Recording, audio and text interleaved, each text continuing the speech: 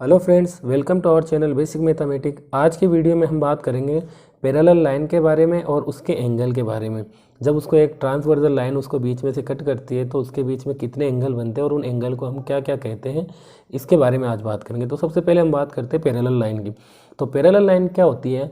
A pair of lines, एक ऐसा line का जोड़ा that never cross each other and the distance between these lines are equal, it is called parallel line. मतलब कि एक ऐसे लाइन का जोड़ा जो कभी भी एक दूसरे को कट नहीं करता और उनके बीच की जो डिस्टेंस होगी वो क्या होगी? सेम डिस्टेंस होगी। जैसे ए और बी, ए बी किसके पैरेलल है? सी और डी के, क्योंकि इनके बीच का डिस्टेंस क्या है? सेम है और ये एक दूसरे को कभी भी कट नहीं करेगी। हम इसको कितने भी आगे ले जाएंगे, यहाँ पे बढ़ा देंगे तो भी ये कभी भी कहीं पे भी कट नहीं करेगी, और ना इसको इधर पीछे करेंगे तो भी ना कभी भी किसी को कट नहीं करेगी।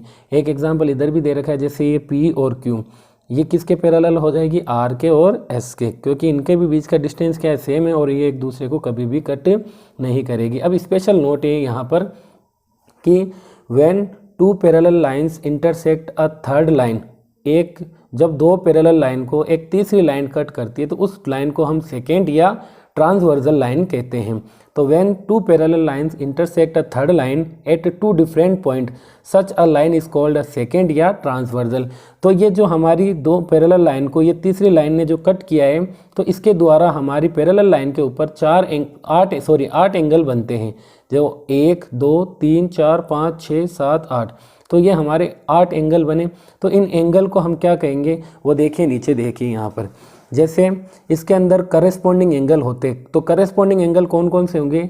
यानी कि 1 करस्पॉन्डिंग होगा 5 के, और 2 करस्पॉन्डिंग होगा 6 के, 3 करस्पॉन्डिंग होगा 7 का, और 4 होगा 8 का। तो करस्पॉन्डिंग एंगल होंगे, एंगल 1 इक्वल होगा एंगल 5 के, एंगल 2 इक्वल होगा एंगल 6 के, और एंगल 3 इक्वल होगा एंगल 7 के, और एंगल 4 इक्वल होगा हमारा एंगल 8 के। तो करस्पॉन्डिंग एंगल क्या होते हैं? जो एक जगह पर आए, एक जैसी जगह पर आए।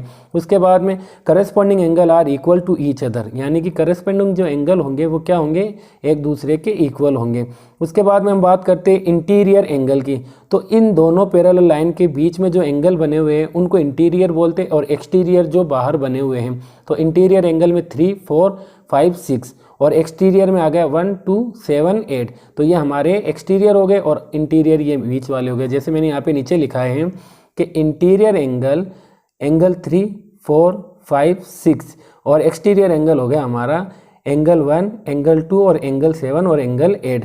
अब हम बात करते हैं यहाँ पर अल्टरनेट एंगल्स की, जो सेम साइड के हों, अल्टरनेट इंटीरियर एंगल की। तो अल्टरनेट इंटीरियर एंगल 3 और 6 हो गया, और अल्टरनेट इंटीरियर एंगल 4 और 5, यानी कि एक दूसरे के इक्वल होते हैं। और अल्टरनेट एक्सटीरियर एंगल में क्या हो जाएगा? एंगल 1 हमारा एंगल 8 के इक्वल होगा, एंगल 2 हमारा एंगल 7 के इक्वल होगा। अब interior angle on the same side, यानी कि अंदर वाले एंगल जो एक ही तरफ हो, जैसे एंगल 3 और एंगल 5। याद रखना, इन दोनों का जब हम सम ऑफ करेंगे, इन दोनों को जब हम जोड़ेंगे तो यह हमारा अगर 180 बन जाता है, कितना? अगर ये हमारा 180 बनता है तो ये जो लाइनें होगी ये एक दूसरे के पैरेलल होगी। ये आगे बताऊंगा अभी मैं आपको। चलिए अब हम बात करते हैं इधर। तो देखिए, अल्टरनेट इंटीरियर एंगल मैंने बताया एंगल 3 इक्वल होगा एंगल 6 के, और एंगल 4 इक्वल होगा एंगल 5 के। उसके बाद में अल्टरनेट एक्सटीरियर एंगल की बात करें तो मैंने बताया आपको एंगल 1 इक्वल होगा एंगल 8 के, और एंगल 2 इक्वल होगा एंगल 7 के। Interior angle on same side जो एंगल 3 और एंगल 5 मैंने अभी बताया आपको, और एंगल 4 और एंगल 6 ये भी होता है। अब स्पेशल नोट क्या है कि जब when a transversal cut two lines, जब एक ट्रांसवर्सल दो लाइनों को कट करती हैं, such that pair of interior angle on the same side of the transversal are supplement, अगर उनका जो इंटीरियर एंगल सेम साइड का अगर वो सप्लीमेंट है, सप्लीमेंट एंगल किसे कहते हैं? जब दो एंगल को हम सम ऑफ करते हैं तो वो 180 मिलता है। तो अगर हमारा इन दोनों का सम ऑफ 180 हो जाएगा तो ये दोनों लाइनें हमारी क्या कहलाएगी? पैरेलल लाइन होगी। जैसे कि हम कुछ क्वेश्चन करते हैं, जैसे यहाँ पे दिया गया है, find the value of x in each of the following figure if L parallel M। तो हम सबसे पहले बात करते हैं, देखिए हमें एक एंगल दिया गया है ये, और एक एंगल दिया गया ये, तो यहाँ से हम करस्पॉन्डिंग एंगल के हिसाब से, तो ये किसके करस्पॉन्डिंग होगा, इस वाले एंगल के। तो अगर ये 110 है तो ये भी हमारा कितना हो जाएगा, 110। क्यों, क्योंकि ये करस्पॉन्डिंग एंगल होगा। अब हमें फाइंड करना है एक्स की वैल्यू। तो यहाँ पे आप देखिए ये जो लाइन है, इस लाइन पे हमारे दो एंगल बन रहे हैं, तो ये जो लीनियर पेयर बन गया। तो लीनियर पेयर क्या होता है, लीनियर पेयर में दोनों एंगल का सम ऑफ होता है 180।